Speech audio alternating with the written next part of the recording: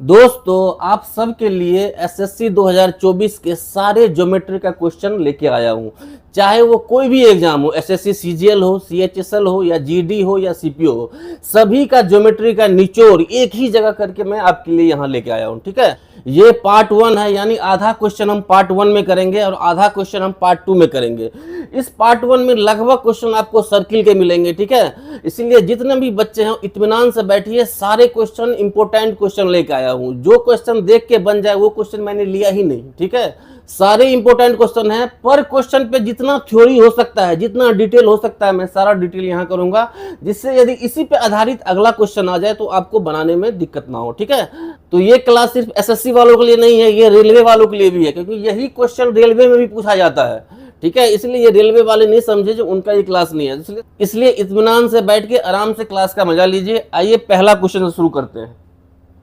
दोस्तों पहला क्वेश्चन जो है ना वो काइट का है। तो काइट एक न्यू कंसेप्ट है जो 2024 में एसएससी ने पूछा था। ठीक है, इसका एक अलग थ्योरी होता है। तो पहले हम समझ लेते हैं थ्योरी क्या होता है। देखो काइट क्या है, पतंग की तरह है, ये पतंग की तरह है। ए बी सी डी ये भी क्वाड्रिलेटरल ही होता है, लेकिन इसमें खास बात क्या होता है दोस्तों, इसका एडजेसेंट साइड जो होता है ना वो इक्वल होता है। एडजेसेंट साइड जो होता है ना इक्वल होता है, यानी ये साइड इसके बराबर, ये साइड इसके बराबर। देखो किसी भी क्वाड्रिलेटरल में दो डायगोनल होंगे ना, लेकिन इसमें एक बड़ी डायगोनल होती है, एक बड़ी डायगोनल होती है, एक छोटी डायगोनल होती है। ये जो डायगोनल है ना, ये डायगोनल, ये बड़ी डायगोनल होती है। अब एक चीज याद रखो, जो बड़ी डायगोनल होगी ना उसी के दोनों तरफ की भुजा आपस में बराबर होगी। यहाँ भी देखो इसी के दोनों तरफ की भुजा आपस में बराबर है, यहाँ भी देखो दोनों तरफ की भुजा बराबर कौन सा है, इसी बड़ी डायगोनल के अगल बगल की। ठीक है, इतना आप समझ गए। अब आगे देखिए क्या होता है। अब ध्यान से देखो दोस्तों, ए बी डी एक ट्रायंगल हमने ले लिया ए बी डी। ठीक है, ए बी डी, और दूसरा ट्रायंगल हमने क्या ले लिया, बी डी सी। ठीक है, क्या ले लिया, बी डी सी। ठीक है, अब एक चीज देखो, क्या ये ए बी बराबर बी सी है? हाँ, तो ए बी बराबर बी सी दिया गया है, क्योंकि पहले से काइट का ये प्रॉपर्टी है। ठीक है, क्या ए डी बराबर डी सी है? हाँ, ए डी बराबर डी सी दिया गया है। वेरी गुड, कोई दिक्कत नहीं। अब देखो बी डी दोनों में है, तो यानी बी डी क्या होगा, दोनों में इक्वल हो जाएगा। तो बी डी बराबर क्या होगा, बी डी, यानी साइड तीनों का बराबर है। तो इसका मतलब ट्रिपल एस प्रॉपर्टी से, एस एस एस प्रॉपर्टी से ये दोनों क्या हो गया, ये दोनों सर्वांगसम हो गया, यानी त्रिभुज ए बी डी सर्वांगसम हो जाएगा दोस्तों, यानी कंग्रुएंट बोलते हैं सर्वांगसम को। एबीडी किसके सर्वांगसम हो जाएगा, बीडीसी के, बीडीसी के। अब देखो कोई भी चीज यदि सर्वांगसम होती है तो उसका क्या मतलब होता है, उसका मतलब होता है दोस्तों जो कोरस्पोंडिंग साइड इक्वल होगा और कोरस्पोंडिंग एंगल इक्वल होगा। अब देखो कोरस्पोंडिंग साइड तो अपने आप क्वेश्चन में दिया ही गया था जो इक्वल है, यानी ये इसके बराबर है और ये इसके बराबर है, ये तो दिया ही था। अब कोरस्पोंडिंग एंगल कौन सा इक्वल होगा, देखो ये जो एंगल है ना, ये एंगल ये इसके इक्वल हो जाएगा। ठीक है, और ये जो एंगल है ना, ये जो एंगल है ये इसके इक्वल हो जाएगा। ठीक है, अब जो बचा ये एंगल ना, तो ये एंगल किसके इक्वल हो जाएगा दोस्तों, ये एंगल इक्वल हो जाएगा इसके। ठीक है, देखो दोस्तों इससे क्या निष्कर्ष निकला, यदि ये एंगल इसके इक्वल है और ये एंगल इसके इक्वल है, तो ये बीडी लाइन क्या है, ये जो बीडी लाइन है, ये जो लॉन्गर डायगोनल है, बीडी लाइन क्या है, ये बीडी लाइन है लॉन्गर डायगोनल। ठीक है, सबसे बड़ी डायगोनल यही होती है काइट में। ये क्या काम कर रही है, ये एंगल बाइसेक्टर का काम कर रही है। ये किसके लिए काम कर रही है, एंगल बाइसेक्टर। ठीक है, यहाँ नहीं, यहाँ लिख देता हूं मैं। ठीक है, एंगल बाइसेक्टर का काम कर रही है, क्योंकि दोनों एंगल को आधा आधा बांट रही है। ठीक है, अब एक चीज को बोलेगा सर, यदि एंगल बाइसेक्टर का काम कर रही है तो क्या कोण बी का पूरा एंगल कोण डी के पूरा एंगल के बराबर होगा, तो बिल्कुल नहीं। ठीक है, कोण बी डजंट इक्वल टू कोण डी, कभी नहीं होगा। ठीक है, ये याद रखना, इसको इसके इक्वल नहीं करना। हाँ, ये एंगल इसके इक्वल है क्योंकि मैंने अभी सर्वांगसम से निकाला है, लेकिन ये टोटल एंगल इस टोटल एंगल के इक्वल नहीं है। इसमें सिर्फ एक ही पॉइंट है, जो बड़ी डायगोनल जो होती है ना, याद हो, देखो याद कैसे रखना है, जो बड़ी डायगोनल होगी ना वो एंगल बाइसेक्टर होती है, बस इतना याद रखना है। ठीक है, अब देखो इसका स्क्रीनशॉट ले लो, मैं थोड़ा रफ करूंगा इसको, आप लोगों ने स्क्रीनशॉट ले लिया होगा। अब नेक्स्ट कंसेप्ट इसी में समझते हैं, ध्यान से देखिए दोस्तों। क्या करो ना, ये ए बी ये क्या था, ये सी था और ये क्या था, डी था। ठीक है, हमने क्या किया, इस ए सी को मिला दिया। क्या किया, ए सी को मिला दिया। ये क्या हो गया, छोटा डायगोनल। बड़ी डायगोनल तो ऑलरेडी ये तय हो गया था, ये क्या हो गया, छोटा डायगोनल। अब ध्यान से देखो, अब ध्यान से देखो इस ट्रायंगल में और इस ट्रायंगल में। ठीक है, ध्यान से देखो, ये साइड इसके बराबर है। ठीक है, दोनों में क्या बराबर है, ये जो बीओ है इसको ओ मान लेते हैं, इस कटिंग पॉइंट को, तो ये जो बीओ है दोनों में कॉमन है। ठीक है दोस्तों, ये एंगल इसके बराबर है, मैंने अभी भी सोल्व किया था, एंगल बाइसेक्टर होता है। देखो क्या हो गया, एस ए एस से ये दोनों क्या हो गया, ये दोनों सर्वांगसम हो गए। यानी सर्वांगसम पे क्या होता है, अब देखो क्या हो गया सर्वांगसम, त्रिभुज ए बी ओ हो गया, किसके सर्वांगसम हो गया दोस्तों, बीओसी के, ये बीओसी के क्या हो गया, सर्वांगसम हो गया। सर्वांगसम होने पे क्या होता है दोस्तों, कोरस्पोंडिंग एंगल इक्वल होता है और कोरस्पोंडिंग साइड इक्वल होता है, यही होता है ना। अब ध्यान से देखो, ये जब होगा ऐसे कंडीशन में कोरस्पोंडिंग एंगल, यानी ये एंगल तो इसके इक्वल दिया ही था, तो और कौन सा एंगल बच गया मेरे दोस्त, एक एंगल ये बच गया, ये एंगल किसके बराबर होगा दोस्तों, इसके बराबर होगा, ठीक है। ये एंगल किसके बराबर होगा, इसके बराबर होगा। अब क्या बचा एंगल, अब एक एंगल ये बच गया, तो यानी ये एंगल और ये एंगल क्या होगा, आपस में बराबर होगा, ठीक है, बराबर होगा। अब एक चीज बताओ, एसी क्या है, ये जो एसी लाइन है ये क्या है, ये एक स्ट्रेट लाइन है। स्ट्रेट लाइन में मान लो ये एक्स हो गया तो ये भी एक्स होगा, क्योंकि दोनों बराबर है। तो एक स्ट्रेट लाइन पर टोटल एंगल कितना बनता है दोस्तों, 2x बराबर कितना बनेगा, 180 का बनता है एक स्ट्रेट लाइन पे, क्योंकि ये दोनों इक्वल था तो क्या हो गया, 2x हो गया। तो x का मान कितना हो गया यहाँ से दोस्तों, 90 डिग्री। तो यहाँ से ये भी प्रूव हो गया दोस्तों, जो काइट का डायगोनल होते हैं ना, वो एक दूसरे को 90 पे काटते हैं। कितने पे काटते हैं दोस्तों, 90 पे। यहाँ 90 मैंने लिख दिया है, ठीक है, कहाँ गया वो,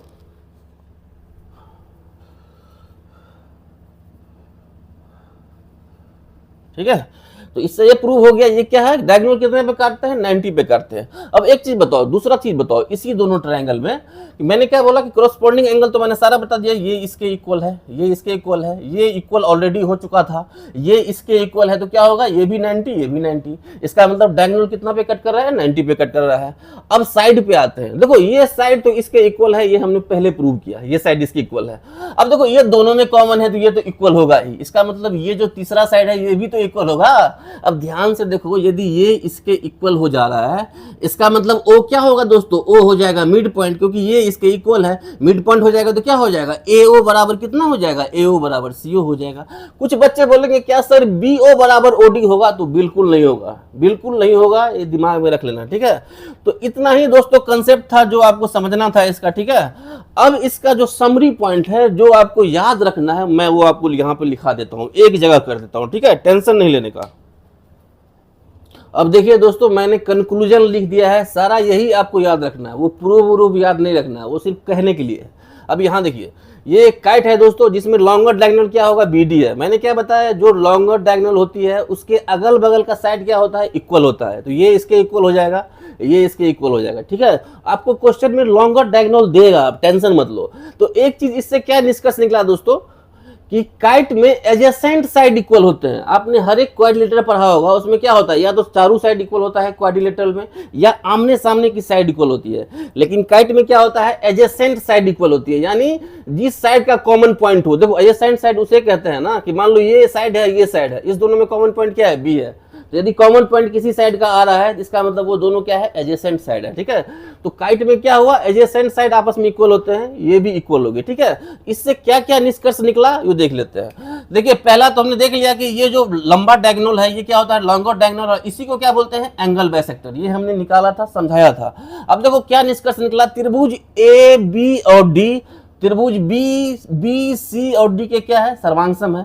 जब ये सर्वांगसम हुए तो क्या क्या हुआ था दोस्तों, ए बी बराबर बी सी हुआ था, ए डी बराबर डी सी हुआ था। वो ये पहले से भी काइट का प्रॉपर्टी है और यहां से भी होता है, ठीक है। और दूसरा क्या होता है दोस्तों, ए बी ओ बराबर क्या होता है, सी बी ओ। यदि इस दोनों को आपस में बराबर कर देंगे तो ये लाइन क्या हो जाएगी, ये लाइन जो डायगोनल है ये क्या हो जाएगी, एंगल बाइसेक्टर हो जाएगी।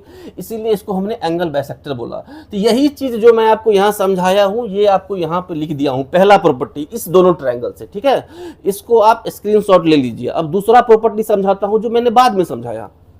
अब देखिए, अब ध्यान से देखिए, त्रिभुज ए बी ओ और त्रिभुज बी ओ सी में देखो सेम चीज लिखा है ना, ये दोनों क्या होता है, आपस में सर्वांगसम होते हैं, मैंने प्रूव किया था।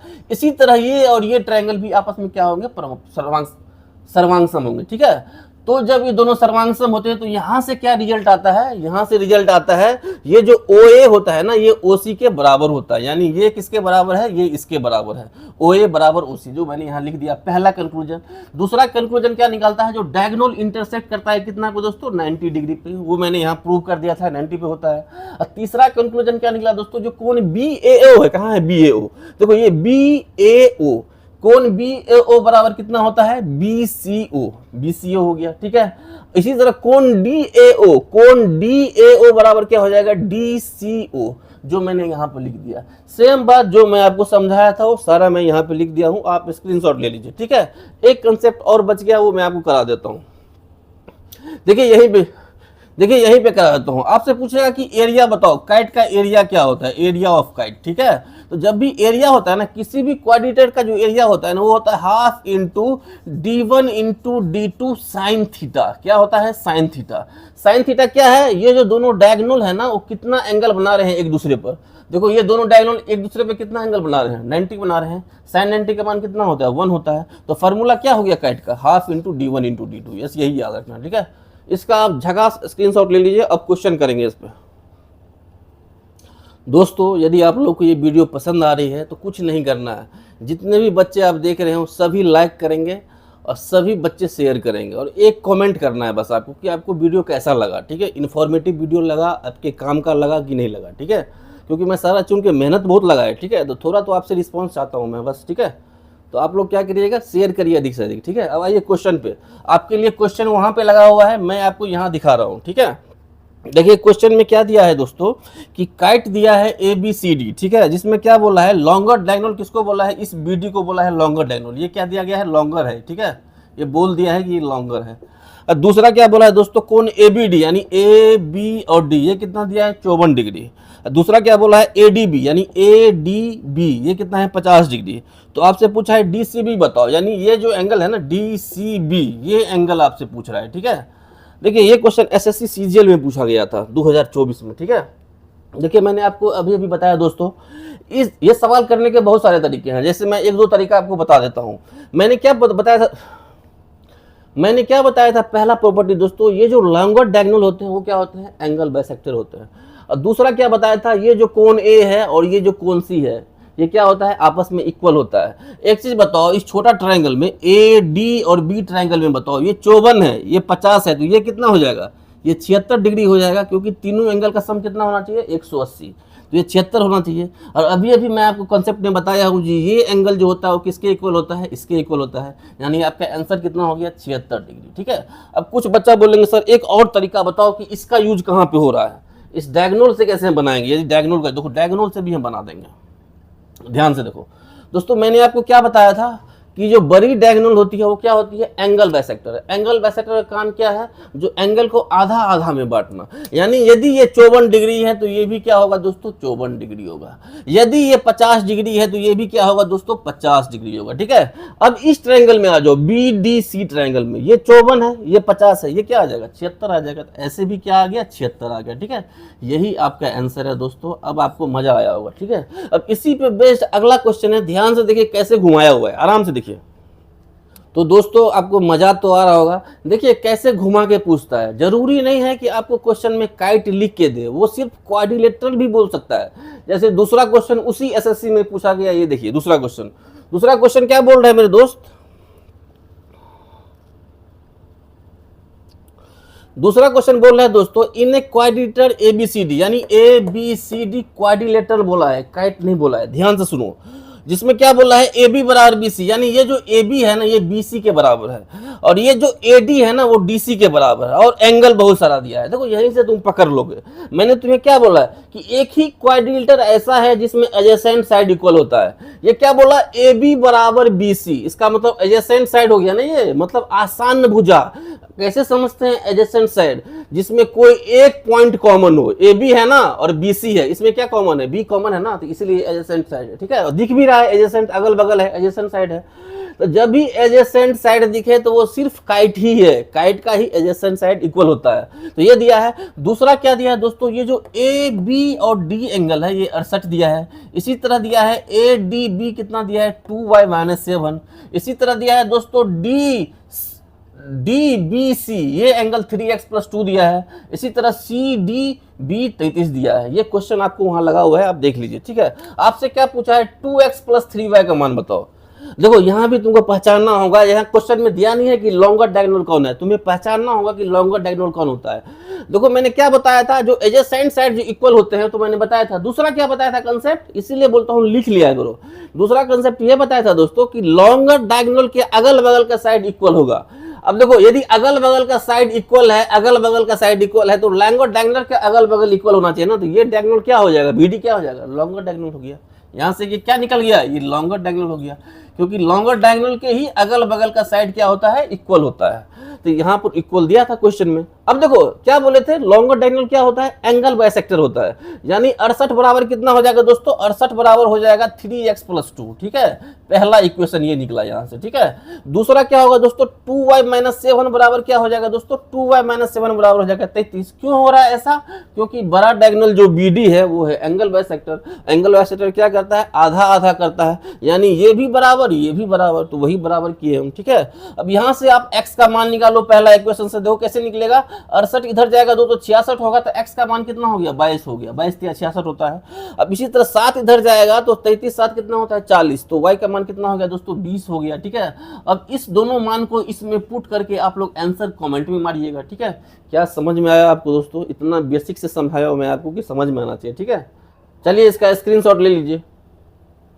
अब देखिए दोस्तों, सर्किल का मजेदार सवाल, सारे सवाल बेहतरीन है, बेस्ट सवाल है। ठीक है, सारे 2024 के हैं, सारे एग्जाम के। ठीक है, इसलिए देखिए ये क्वेश्चन बेहतरीन है आपके लिए। क्वेश्चन वहां लगाया गया है, यहाँ पर ये है। क्वेश्चन क्या बोल रहा है मैं भी पढ़ लेता हूं, मेरे पास भी तो स्क्रीनशॉट है ना क्वेश्चन का। देखिए क्वेश्चन में आपको दिया गया है दोस्तों, यहाँ पे क्वेश्चन में कहाँ गया यार, फिर पीछे चला गया, कहाँ गया हैया। देखिए क्वेश्चन में क्या दिया गया है दोस्तों, PBA क्या है, सेकेंड है, और PDC क्या है, सेकेंड है, यानी छेदक रेखा, यानी जो इसको छेद के बाहर निकल जाए, सर्किल को छेद के निकल गया ना बाहर, इसी तरह। अब यहाँ पर देखिए क्या बोला है क्वेश्चन में, AD जो है ना ये डायमीटर है, क्या है, डायमीटर है, यानी व्यास है। और आपको क्या बोला है, सेंटर दिया है आपको यहाँ पे वो दिया है, क्वेश्चन फिगर बनाया हुआ है क्वेश्चन में। कोण A आपको 30 डिग्री दिया है, ये वाला एंगल दिया है, कोण P 20 दिया है। आपसे क्या पूछ रहा है, DBC क्या होगा दोस्तों, देखिए DBC बनाते हैं, अभी बना हुआ नहीं है लेकिन पूछ लिया है DBC। देखिए ये D है, ये B है और ये C है, तो DBC कौन सा एंगल होगा दोस्तों, DBC ये वाला एंगल होगा, ये वाला एंगल। ठीक है, ये एंगल आपसे पूछ रहा है। देखिए दोस्तों ऐसे यदि आप डायरेक्ट देखोगे ना तो आपसे ये बनेगा नहीं, बड़ा मुश्किल हो जाएगा ये सवाल। आपको पहले मैं एक कंसेप्ट समझा देता हूँ, आप ध्यान से समझिएगा। ठीक है, यहाँ पे मैं समझा देता हूँ कंसेप्ट। ठीक है, यहाँ देखिए ऐसा एक सर्किल ले लीजिए। ठीक है, एक सर्किल में दोस्तों मैं आपको समझाना क्या चाहता हूँ, अब ध्यान से देखिएगा। हाँ, मैं आपको ये समझाना चाहता हूँ दोस्तों कि यदि मान लो ये AB क्या है, एक कॉर्ड है, या कॉर्ड है, या इसी को हम जीवा भी बोल सकते हैं। ठीक है, कॉर्ड का ही हिंदी जीवा होता है, और ये क्या होता है, आर्क, ये आर्क होता है, ये कॉर्ड है और ये आर्क है। आर्क को क्या बोलते हैं, चाप बोलते हैं। ये मान लीजिए कोई पॉइंट है, ये मान लीजिए C है और ये D है। ठीक है, तो एक कंसेप्ट क्या बोलता है वृत्त का दोस्तों, कि एक ही आर्क द्वारा, यानी AB आर्क द्वारा या AB कॉर्ड द्वारा परिधि पर बनाया गया एंगल इक्वल होता है। मतलब समझे, मतलब क्या होगा दोस्तों, ये एक ही आर्क है ना, ये AB क्या है, एक ही आर्क हुआ, इसके द्वारा परिधि पे कौन सा एंगल बना हुआ है, ये वाला एंगल बना हुआ है C।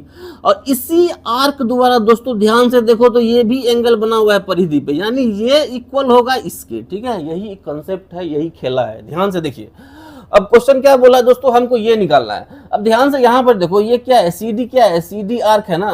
देखिए CD आर्क द्वारा सर्किल पे बन रहा है ना ये एंगल। अब बताइए इसी CD आर्क द्वारा कहाँ बनेगा, यदि हम इसको इससे मिला देंगे दोस्तों तो इसी CD आर्क द्वारा ये वाला एंगल बनेगा, यानी ये वाला, यानी ये एंगल किसके बराबर होगा, इसके बराबर होगा, उस कंसेप्ट से। ठीक है, तो हमको ये एंगल निकालना है। ये एंगल हम कैसे निकालेंगे, एक चीज बताओ, ये क्या है, AOD क्या है, ये एक डायमीटर है। ये त्रिभुज क्या हुआ, ACD त्रिभुज में क्या हुआ, यदि ये डायमीटर है तो ये एंगल कितना होगा मेरे दोस्त, ये एंगल कितना होगा, 90 होगा। क्यों, क्योंकि अर्धवृत्त का कोण क्या होता है, समकोण होता है।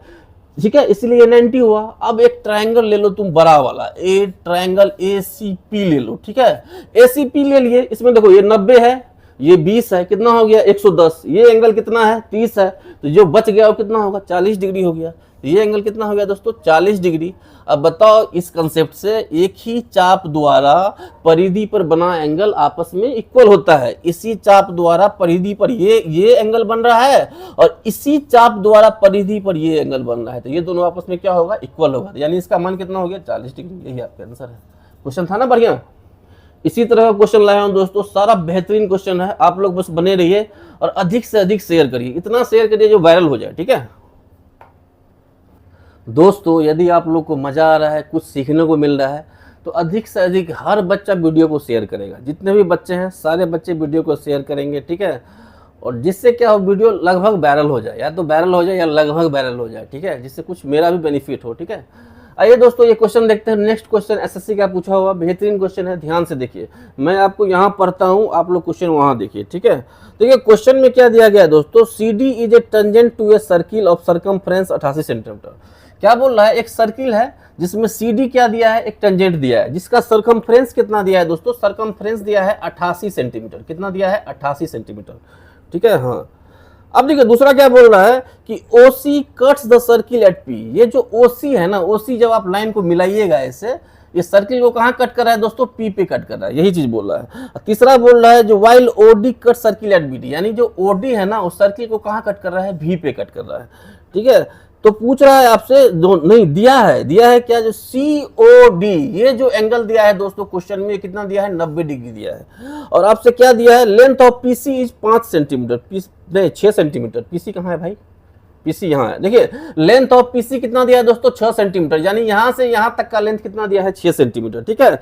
तो आपसे क्या पूछ रहा है, आपसे पूछ रहा है हाफ ऑफ CD बताओ, यानी CD का लेंथ बताओ, CD का लेंथ बताओ और उसको आधा कर दो, वो आंसर बताओ। और एक लाइन और दिया है, OD exceed OC by 1 centimetre. ये जो OD है ना, ये जो OC है ना, इससे 1 मीटर बड़ा है, यानी ये क्या है, OC प्लस 1 है। ये पूरा लेंथ कहां से कहां तक, OD लेंथ जो है, ये क्वेश्चन में दिया था। हो गया दोस्तों, अब आगे आइए।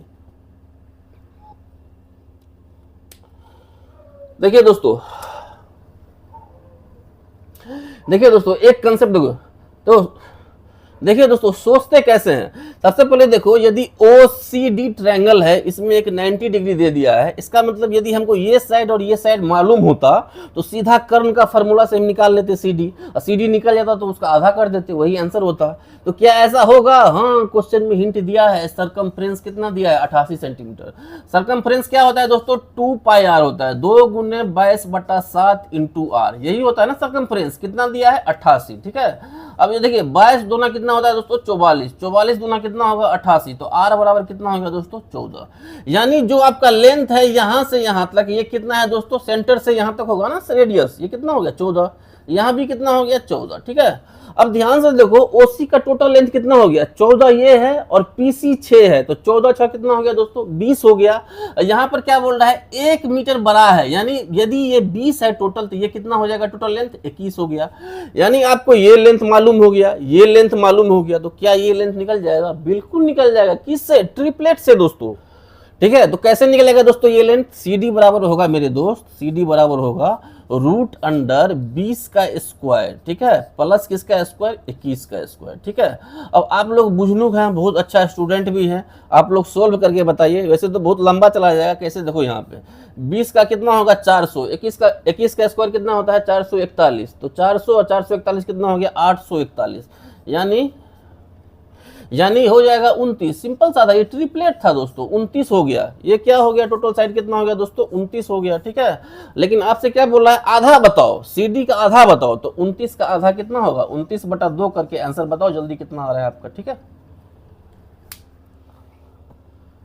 आप लोग इसका स्क्रीनशॉट लीजिए, हर क्वेश्चन का स्क्रीनशॉट लेना है, घर पे खुद से भी बनाने की कोशिश करनी है, ठीक है। ऐसा नहीं जो बन गया तो कॉपी में रह गया, ऐसा नहीं करना है बेटा, फिर से बनाओगे आप। जितना बार ज्योमेट्री क्या है, ज्योमेट्री में जितना बार आप रिपीट करोगे उतना आपका कंसेप्ट खुलेगा, आपके तरीके खुलेंगे। जरूरी नहीं है मैं यही तरीका यूज करें, दूसरा तरीका भी तब आपके दिमाग में आएगा दोस्तों जब आप क्वेश्चन को खुद बनाओगे, खुद से फिर से बनाओगे, तब आपको दूसरे तरीका भी सोचने को मिलेगा। क्योंकि ज्योमेट्री में तो सब थ्योरम का खेल है, थ्योरम जितना बेसिक आपका कंप्लीट होगा, जितना बेसिक को आप जितनी बारीकी से आप समझे होंगे, उतना अच्छा आपका ज्योमेट्री होगा, ठीक है।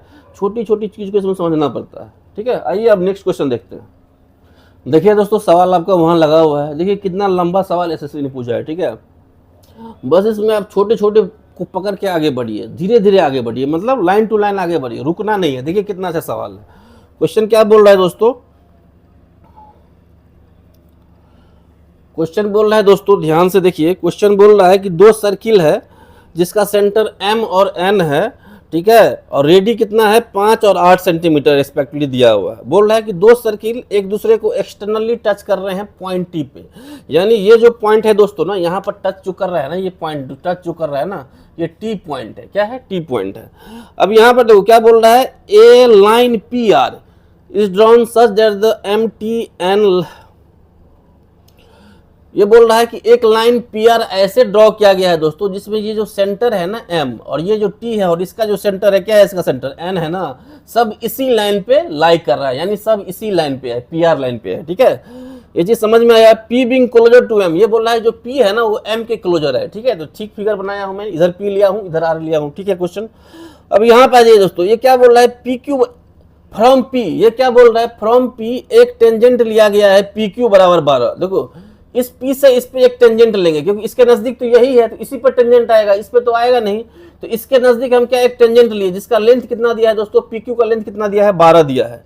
Is drawn to the circle with centre M, देखो वो बोल भी दिया है कि एम वाला जो सर्किल है ना उस पे ये टेंजेंट लिया है, आगे पढ़ोगे तो बोल भी दिया है, ठीक है। टचिंग एट क्यू, क्यू पे टच कर रहा है, ये भी बोल दिया है। अब आगे देखो, एंड फ्रॉम आर, आर से बोल रहा है कि इस पे भी एक हम अति लिए, टेंजेंट लिए, ठीक है। तो आर एस कितना है, ये एस पे इसको छू रहा है, ठीक। तो आर एस का मान कितना दिया है दोस्तों, ये 15 सेंटीमीटर दिया है, ये कितना दिया है, 15 centimetre. Drawn to circle with centre N, centre N touching है, आगे पढ़ लीजिएगा आप, वहां पे लिखा हुआ है, तो वही चीज है। What is the length of P R, ये क्या बोल रहा है, इस पी आर का जो होगा ना लेंथ बताओ क्या होगा। सबसे पहले बताओ दोस्तों, दोनों सर्किल का रेडी कितना है, ये भी 5 है और ये क्या है, 8 है ना, ये 8 है मेरे दोस्त, ठीक है। यदि रेडी क्या होता है दोस्तों, इक्वल पार्ट होता है सेंटर से यहाँ तक 5 है तो यहाँ भी 5 होगा। यदि यहाँ से यहाँ तक 8 है तो यहाँ से यहाँ तक भी 8 होगा, क्योंकि रेडी क्या होता है, सेंटर से सर्कमफ्रेंस तक की दूरी होती है, ठीक है। आपसे क्या पूछा है दोस्तों, पी आर की लेंथ बताओ, ये जो पी आर है ना इसकी लेंथ बताओ। अब बताओ कैसे बताओगे,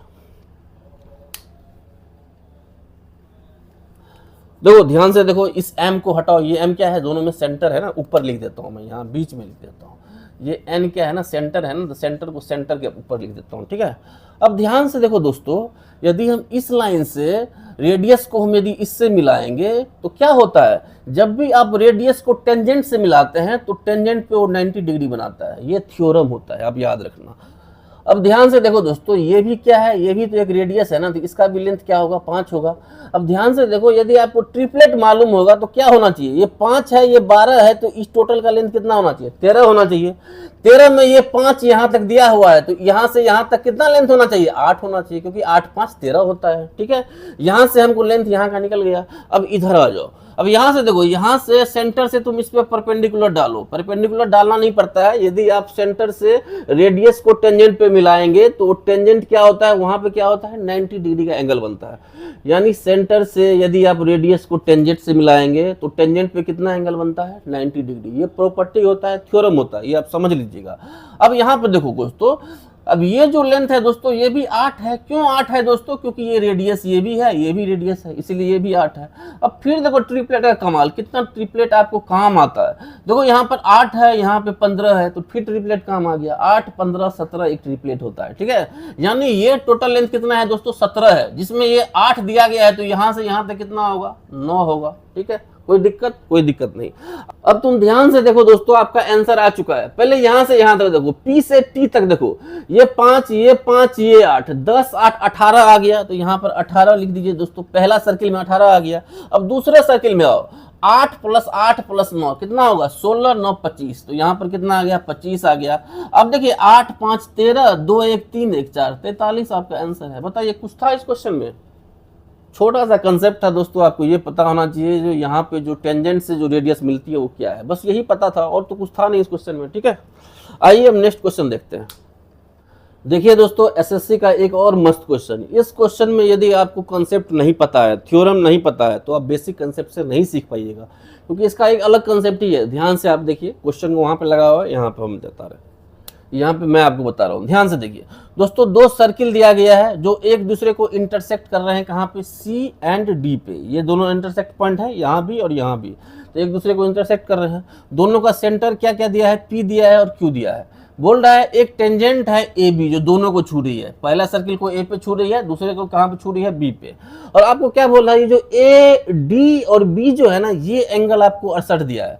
तो आपसे पूछ रहा है ये जो ACB एंगल होगा ना, ये कितना होगा, ये एंगल कितना होगा बताओ। ठीक है, देखो एक कटिंग पॉइंट यहाँ है जहां पर एंगल आपको 68 दिया है, दूसरा कटिंग पॉइंट ये था, तो यहाँ का एंगल आपसे पूछ रहा है। दोस्तों जब भी ये क्वेश्चन आया ना, इसमें कुछ करना नहीं है, करना क्या है, इसमें क्या होता है ना, जो दोनों एंगल होता है ना, कौन ACB क्या हुआ, ACB प्लस क्या होता है, ये क्या है ADB। ये जो ADB होता है ना, ये थ्योरम है, ये क्या है, एक थ्योरम है, डायरेक्ट याद रखिए। इस दोनों एंगल का जो सम होता है ना दोस्तों, वो 180 होता है, ये डायरेक्ट याद रखिए। कितना होता है दोस्तों, 180 होता है। एक एंगल आपको दिया है, दूसरा पूछ रहा है, तो 180 में से कितना घटाना है मेरे भाई, ये घटाना है 68 डिग्री। ठीक है, तो देखिए किसका यूनिट डिजिट 2 है, वही आंसर होगा। क्या यूनिट डिजिट पे बन जाएगा क्वेश्चन में, देखो आंसर क्या है, आंसर देखना है। नहीं, यूनिट डिजिट से नहीं बनेगा, बनाना पड़ेगा। 10 में से 8 गया तो कितना हो गया, 2 हो गया। ये 17 है, 17 में 6 गया, कितना होगा दोस्तों, 11 हो गया। क्या 112 आपका आंसर है, देखिए आप लोग। ठीक है दोस्तों, आप लोग स्क्रीनशॉट ले लीजिए। देखिए कभी कभी मैं पूरा फिगर इसलिए बना देता हूँ ना, कि आपके सामने यदि मैं बनाने लगता हूँ ना, तो मुंह से थोड़ा देखिए कितना टेढ़ा मेरा हो जाता है। ठीक है, तो थोड़ा और टाइम लग जाएगा, इसलिए मैं पहले से प्रिपेयर रखता हूँ, जो थोड़ा फालतू टाइम ना लगे। ठीक है, तो आपको जल्दी जो आपको समझना है ना, वो आप समझ जाओ। ठीक है, कुछ नए फिगर तो आप भी बना लोगे ना, उसमें क्या, फिर से प्रैक्टिस आपको करना ही है। तो ये समझ गया, ये थ्योरम है, इसको यहाँ पे थ्योरम लिख देना, ये डायरेक्ट थ्योरम होता है। ठीक है, ये आपको याद रखना है। आइए अब नेक्स्ट सवाल देखते हैं दोस्तों। SSC 2024 में जितने भी सवाल पूछे गए थे, उसमें वन ऑफ द बेस्ट सवाल ये है, मस्त सवाल है, सारे कंसेप्ट आपके क्लियर हो गए। देखिए इस क्वेश्चन को, आपके लिए क्वेश्चन वहां पे लगाया गया है, अब देखिए वहां पे। तो ये क्वेश्चन में क्या दिया गया दोस्तों, एक सर्किल दिया गया है जिसमें PQ और QR क्या है, कॉर्ड है। ठीक है, जिसका लेंथ 7 यूनिट है। ठीक है, और उसमें क्या दिया गया है, उसमें जो रेडियस है ना, उसका भी यूनिट 7 यूनिट दिया है। यानी क्या है, ये जो लेंथ है ना, रेडियस क्या हुआ, जो सेंटर से सरकमफ्रेंस की दूरी हो। यानी मैंने इसको यहाँ पे सेंटर मान लिया, आप यहाँ भी मान सकते हो। यदि यहाँ पर मैंने सेंटर मान लिया, तो यहाँ से यहाँ तक की दूरी कितनी होगी, 7 होगी, और ये भी दूरी क्या होगी, 7 होगी। तो आपसे पूछ क्या रहा है, आपसे पूछ रहा है ये PR की लेंथ बताओ।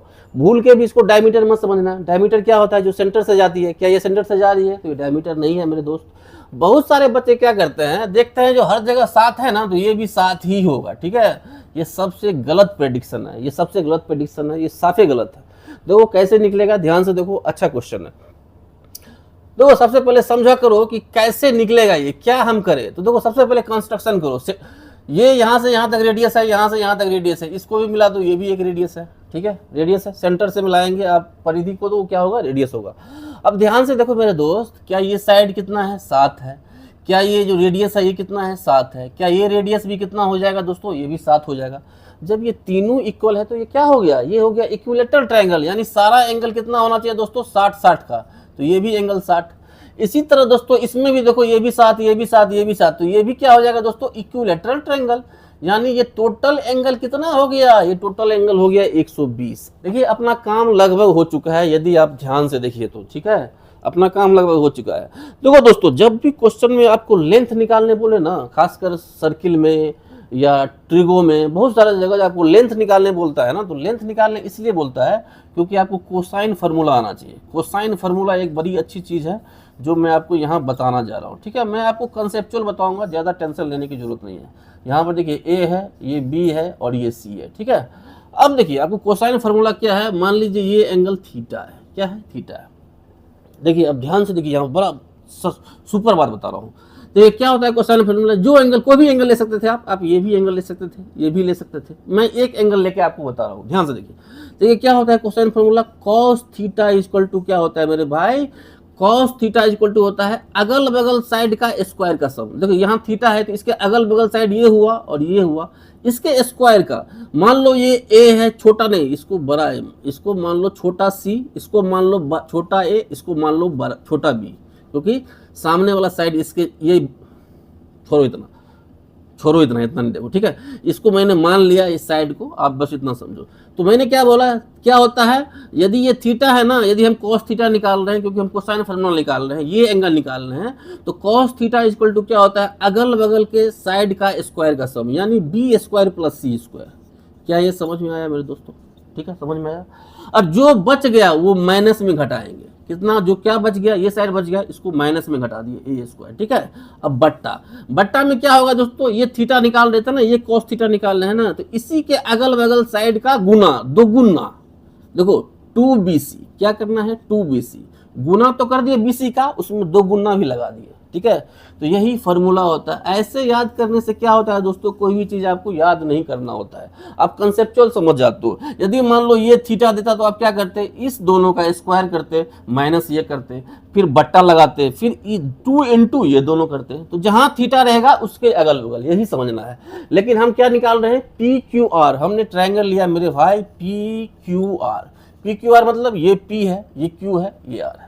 हम लगा रहे हैं कोसाइन फार्मूला इस एंगल पे। देखियो जब ये इस एंगल पर लगाएंगे तो क्या है, यहाँ पर टोटल एंगल कितना है 120, तो cos 120। जब ये हम इस एंगल पे लगाए तो आपने क्या पढ़ा था ये भी, कि अगल बगल साइड का स्क्वायर का सम है, ये भी 7 है साइड, ये भी 7 है, तो अगल बगल के साइड का स्क्वायर का सम, यानी 7 स्क्वायर प्लस 7 स्क्वायर माइनस जो बच गया उसका स्क्वायर। क्या बच गया, पी आर बच गया, तो पी आर का स्क्वायर क्या होगा मेरे भाई, पी आर का स्क्वायर, ठीक है। अब बट्टा में क्या करना है मेरे दोस्त, बट्टा में 2 अपनी तरफ से ले लो, फिर क्या है, एंगल के अगल बगल साइड का गुना, एंगल के अगल बगल साइड क्या है, 7 है, 7 है, तो इस दोनों को हम क्या करेंगे, गुना कर देंगे मेरे भाई, ठीक है। कोई दिक्कत हुआ यहां तक, ठीक है। अब आओ आगे देखते हैं, थोड़ा इसको मिटा देते हैं मेरे भाई, ये आप स्क्रीनशॉट ले लीजिएगा, cos थीटा लिखा हुआ था यहाँ पे, ठीक है।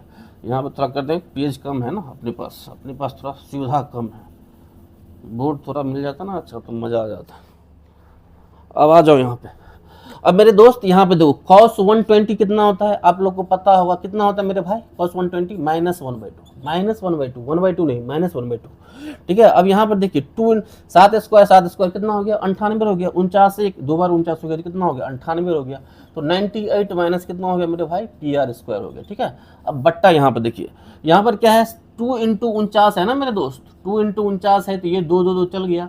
अब देखिए इधर आएगा -49 और इधर है 98, तो टोटल कितना हो गया दोस्तों, देखिए इधर आया -49 और 98 भी इधर आएगा तो निगेटिव में आएगा, तो -49 और 98 कितना होगा, देखो यहाँ कर लो, 49 और 98 कितना होता है, 9 8 17, 9 4 13 1 14, यानी -147 होता है। जोड़ना है तो बड़ी बात नहीं है आपके लिए, बराबर क्या है, माइनस पी आर स्क्वायर, ये माइनस माइनस कट गया। अब पी आर का वैल्यू कितना आएगा दोस्तों, देखो यहीं से निकाल दूंगा मैं, 3 चौका 12, 3 9 27, यानी 7, यानी पी आर का वैल्यू कितना आ गया, 3 चौका 12 और 3 9 27, यानी 7√3, यानी आपका जो पी आर का वैल्यू आया वो कितना आया दोस्तों, 7√3। लेकिन कुछ बच्चे कंफ्यूज होंगे, क्यों, क्योंकि आंसर में तो ये दिया ही नहीं है, आंसर में ये नहीं दिया है, तो हमको खेल करना पड़ेगा। क्या खेल करना पड़ेगा मेरे भाई, देखिए आंसर को यहाँ से लाएंगे। अब सब देखिए, अब सब काम खत्म हो चुका है, कोई कंसेप्ट बाकी नहीं है, बस इसी को वो आंसर में घुमा के लिख दिया है। अब बताइए यहाँ पर आ जाइए, यहाँ पर देखिए पी आर बराबर कितना दिया है मेरे दोस्त, 7√3 दिया है ना, हमने निकाला ना अभी 7√3। अब हम क्या करेंगे ना, रेशनलाइज कर देंगे √3 से ऊपर नीचे, 7√3 है ना, तो यहाँ भी √3 कर दीजिए और यहाँ भी √3 बट्टा में भी कर दीजिए, तो ये 3 हो गया, 7 क्या कितना हो गया मेरे दोस्त, 21 हो गया, बट्टा कितना हो गया, √3 हो गया। क्या ये आंसर में है, हाँ यही आंसर में है, यही आपका आंसर है, ठीक है, ठीक है। अब बताइए क्वेश्चन कैसा लगा, क्वेश्चन बेस्ट था ना मेरे भाई, स्क्रीनशॉट ले लो, ठीक है।